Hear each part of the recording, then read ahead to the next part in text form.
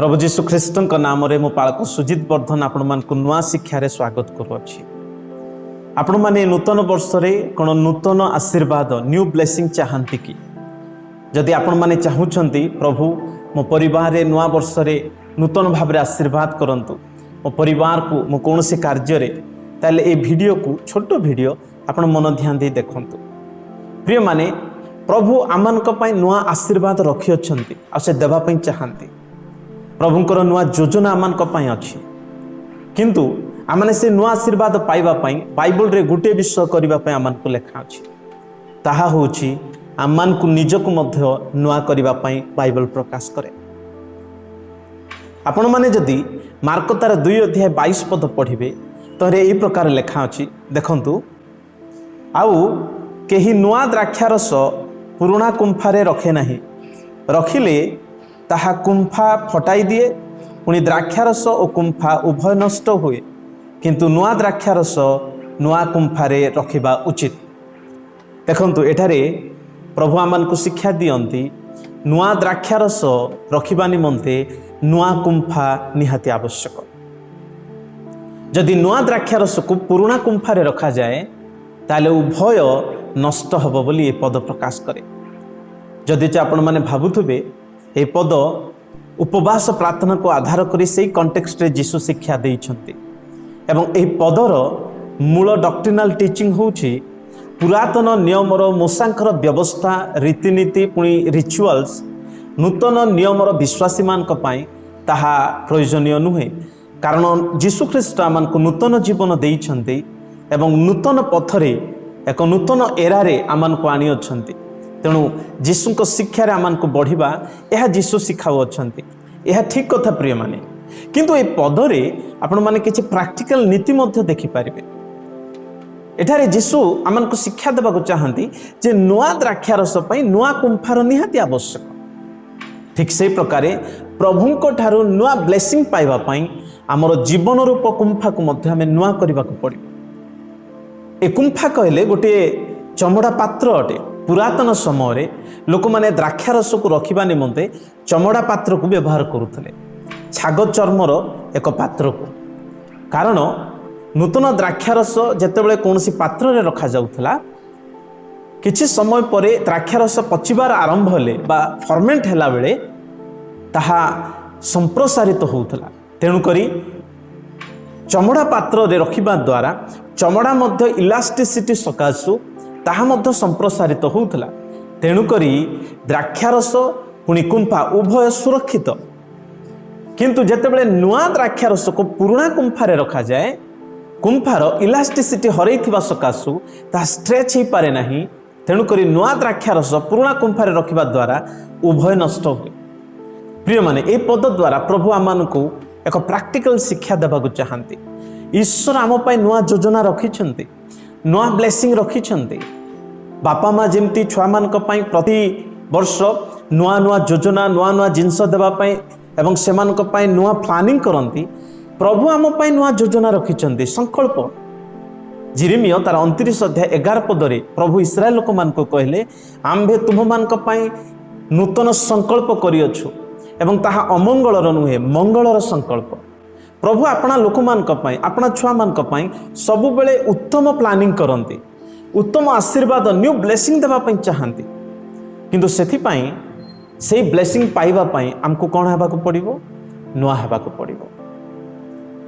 नुआ द्राक्षारस नूतन कुंफा आवश्यक करे। से कुंफा आमे अटु, से पात्र आमे अटु। प्रभुंकर नुआ आशीर्वाद पाइबा को हेले आमे आमानकर जीवन रूप पात्र को नूतन करिबा निहाती आवश्यक। जेपरिकी जेतेबेले आमने खाद्य खाइबा पई परसी थाउ सेतेबेले पुराना मली असना थली को केही मध्य जहाँ ऑलरेडी व्यवहार हो सारी धुआं ही नहीं से थली रे आउथरे खाइबे नहीं। प्रथमे थली को धोइबा को पड़े, प्लेट को धोइला परे सफा हला परे जाइकी खाद्य को परसा जाए। जो माने चा पियंती से माने मध्य पुराना असना कप रे पीबे नहीं, प्रथमे कप को धोइबे तापरे जाइकी पीबे। ठीक सही प्रकार प्रिय माने प्रभु आम लाइफ रे नुआ आशीर्वाद देला पूर्वरु से आमान को परिष्कार हेबा पई नुआ हेबा पई चाहंते। କାରଣ ନୂଆ ଦ୍ରାକ୍ଷାରସ ନୂଆ କୁମ୍ଭାର ଆବଶ୍ୟକ କରେ। ପ୍ରଭୁଙ୍କର ନୂଆ ବ୍ଲେସିଂ, ପ୍ରଭୁଙ୍କର ଯୋଜନା ଅନେକ ରହିଛି ଆପଣଙ୍କ ପାଇଁ, ଆପଣଙ୍କ ପରିବାର ପାଇଁ। ସେ ଚାହାନ୍ତି ଆପଣ ନୂଆ ହେବାକୁ ପଡ଼ିବ, ଆପଣଙ୍କର ମନ ନୂଆ ହେବାକୁ ପଡ଼ିବ। ନୂଆ ମନରେ ପ୍ରଭୁଙ୍କ ଠାରେ ବଢ଼ିବା, ନୂଆ ଜୀବନରେ ପ୍ରଭୁଙ୍କ ଠାରେ ବଢ଼ିବା। ତେବେ ପ୍ରଭୁ ଆମମାନଙ୍କୁ ନୂତନ ଆଶୀର୍ବାଦ ନିଶ୍ଚୟ ଆମମାନଙ୍କ ଜୀବନରେ ପରିବାରରେ ଦେବେ। କିନ୍ତୁ ଅନେକ ସମୟରେ କ'ଣ ହୁଏ, ପରିବାର ମଧ୍ୟରେ ନୂଆ ଆଶୀର୍ବାଦ ଆସେ ନାହିଁ କାହିଁକି? ସ୍ୱାମୀ ସ୍ତ୍ରୀ ମଧ୍ୟରେ ସେ ନୂତନ ଆନନ୍ଦ ଆସେ ନାହିଁ କାହିଁକି? ସ୍ତ୍ରୀ ପୁରାତନ ପୁରୁଣା କଥାକୁ ଧରି ଯଦି ସ୍ୱାମୀ ସହିତ ଝଗଡ଼ା ହେବ, ତାହେଲେ ସେ ତହିଁରେ କ'ଣ ଶାନ୍ତି ଆସିବ କି? ସ୍ୱାମୀ ଯଦି କେବଳ ପୁରୁଣା କଥାକୁ ଧରି ସ୍ତ୍ରୀ ସହିତ ପାଟିତୁଣ୍ଡ କରିବ, ତାହେଲେ ସେ ପରିବାର ଶାନ୍ତି ପାଇବେ, ପ୍ରଭୁଙ୍କର ନୂଆ ବ୍ଲେସିଂ ପାଇବେ କି? କେବେ ନୁହେଁ। ଅନେକ ମଣ୍ଡଳୀମାନଙ୍କରେ କେବଳ ପୁରୁଣା କଥାକୁ ଧରି ଅନେକ ଯୁକ୍ତି ତର୍କ ବାଦାନୁବାଦ ହୁଅନ୍ତି। ସେହି ମଣ୍ଡଳୀମାନଙ୍କରେ କ'ଣ ନୂଆ ଉଦ୍ଦୀପନା ଆସିବ କି? କେବେ ନୁହେଁ। ଅନେକ ଯୁବା ଯୁବତୀମାନେ ସେମାନେ ଯଦି ପୁରୁଣା ସ୍ୱଭାବ ପୁରୁଣା ଚରିତ୍ରକୁ ଧରିବେ ଏବଂ ନୂଆ ଆଶୀର୍ବାଦ ଚାହିଁବେ, ତାହା ହେବ କି? କେବେ ନୁହେଁ ପ୍ରିୟମାନେ। ତେଣୁ ଯୁବା ଯୁବତୀମାନେ ଗତ ବର୍ଷମାନଙ୍କରେ ପୁରୁଣା ବର୍ଷରେ ଯେଉଁ ଯେଉଁ ଭୁଲ କରିଥିଲେ ତାହା ଛାଡ଼ିବାକୁ ପଡ଼ିବ। ସେ ମନ୍ଦ ଅଭ୍ୟାସକୁ ଛାଡ଼ିବାକୁ ପଡ଼ିବ। ହୁଏତ ଅନେକ ଥିଲେ ମା' ବାପାକୁ ରାଗୁଥିଲେ, ମା' ବାପାର କଥା ଅବାଧ୍ୟ ହେଉଥିଲେ, ଗିର୍ଜା ଉପାସନା ଯାଉନଥିଲେ, କିମ୍ବା ଡେଲି ଦିନ ରାତି ମୋବାଇଲରେ ଚାଟିଂ କରୁଥିଲେ, କିମ୍ବା ମୋବାଇଲରେ ହିଁ ସମୟ ବିତାଉଥିଲେ ଭିଡ଼ିଓ ଗୁଡ଼ାକ ରିଲ୍ସ ଗୁଡ଼ାକ ଦେଖି। ଝିଅ ମା'ର କାମରେ ସାହାଯ୍ୟ କରୁନଥିଲା, କିମ୍ବା ପୁଅ ବାପାର କାମରେ ସାହାଯ୍ୟ ନାହିଁ। ଯଦି ଏଇ ଅଭ୍ୟାସ ଗୁଡ଼ାକ ରହିଛି, ତାହେଲେ ଏହା ଛାଡ଼ିବାକୁ ପଡ଼ିବ। ତେବେ ପ୍ରଭୁ ଆମମାନଙ୍କୁ ନୂଆ ବ୍ଲେସିଂ ନୂଆ ଆଶୀର୍ବାଦ ଦେବେ। ପ୍ରଭୁ ଚାହାନ୍ତି ଆମେ ନୂଆ ମନ, ନୂଆ ହୃଦୟ, ନୂଆ ସ୍ୱଭାବ, ନୂଆ ଚିନ୍ତାଧାରା ରଖି ଏହି ନୂତନ ବର୍ଷରେ ବଢ଼ିବା। ତେବେ ପ୍ରଭୁଙ୍କର ମଧ୍ୟ ନୂଆ ବ୍ଲେସିଂ ଆମେ ପାଇବା। ପ୍ରଭୁଙ୍କଠାରେ ଆଶୀର୍ବାଦର ଅଭାବ ନାହିଁ। ପ୍ରଭୁ ତାଙ୍କର ଯୋଜନା ଅନେକ ରଖିଛନ୍ତି। ଦାଉଦ କହିଲେ, ସଦାପ୍ରଭୁ ମୋ ପାଇଁ ଯେତିକି ଯୋଜନା କରିଛନ୍ତି ତାହା ଅଗଣିତ, ସଜା ଯାଇ ନପାରେ। ତେଣୁକରି ପ୍ରିୟମାନେ, ପ୍ରଭୁ ଆପଣଙ୍କ ପାଇଁ ମଧ୍ୟ ଯୁବା ଯୁବତୀ, ପରିବାର, ମଣ୍ଡଳୀ, ସେବକ ସମସ୍ତଙ୍କ ପାଇଁ ନୂଆ ନୂଆ ଆଶୀର୍ବାଦ ରଖିଛନ୍ତି। ତାହା ପାଇବାକୁ ହେଲେ ଆମମାନଙ୍କୁ ନୂଆ ମନ ନିହାତି ଦରକାର। ଚିନ୍ତା କରୁ, ଗତ ବର୍ଷର ଯାହା ବି ଭୁଲ ଆମେ କରିଛୁ ତାହା ଗୋଟେ ଲେସନ୍ ବୋଲି ଭାବୁ ଏବଂ ତାକୁ ଛାଡ଼ୁ, ଏବଂ ନୂତନ ବର୍ଷରେ ଆମେ ନୂତନ ଭାବରେ ବଢ଼ୁ। ଯଦି ଆପଣଙ୍କର ମନ ନୂଆ ହେଲା, ଆପଣଙ୍କ ଜୀବନ ଯଦି ନୂଆ କଲେ, ତାହେଲେ ସିଓରଲି ପ୍ରଭୁ ଆପଣଙ୍କ ଜୀବନରେ ନୂଆ ଆଶୀର୍ବାଦ ନିଶ୍ଚୟ ଦେବେ। କାରଣ ବାକ୍ୟ କହେ, ନୂଆ ଦ୍ରାକ୍ଷାରସ ନୂଆ କୁମ୍ଭାରେ ହିଁ ରଖାଯାଏ। ସେ ପାତ୍ର ଆମେ। ମୁଁ ଆପଣମାନଙ୍କୁ ପ୍ରଶ୍ନ କରିବାକୁ ଚାହୁଁଛି, ପ୍ରଭୁ ତ ଅନେକ ଆଶୀର୍ବାଦ ଆପଣଙ୍କ ପାଇଁ ରଖିଛନ୍ତି, ନୂଆ ନୂଆ ଆଶୀର୍ବାଦ, କିନ୍ତୁ ଆପଣ କ'ଣ ନିଜର ଜୀବନ ରୂପ ପାତ୍ରକୁ ନୂତନ କରିବାକୁ ଚାହାନ୍ତି କି? ପ୍ରଭୁଙ୍କଠାରେ ପ୍ରାର୍ଥନା କରନ୍ତୁ, ପ୍ରଭୁ ମୋ ଲାଇଫକୁ ନୂତନ କର, ମୋ ଚିନ୍ତାଧାରା ନୂତନ କର।